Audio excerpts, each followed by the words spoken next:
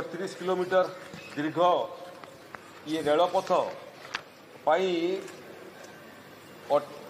2926 कोटी टंका व्यय अटकल मंजूर है।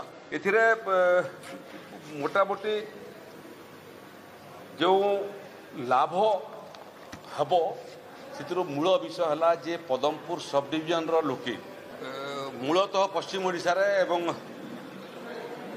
सामग्रिक भाव में ओडिशा रे नुआखाई पर्व पालन हम। नुआखाई पूर्वर भारत सरकार पश्चिम ओडिशा एवं ओडिशा प्रति नुआखाई भेट आज बरगढ़ नुआपड़ा भाया पदमपुर पाइकमाल रेलपथर चूड़ांत मंजूरी केंद्रीय कैबिनेट करिसेंती।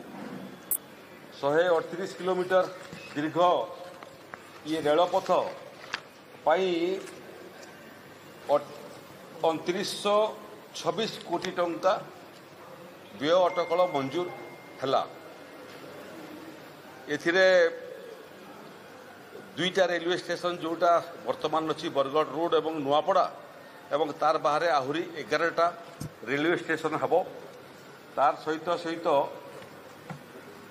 80 गोटी मेजर ब्रिजेस देकरी ये रेलपथ जीव एवं 178 माइनर वाटरवेज ब्रिजेस देकरी जीव।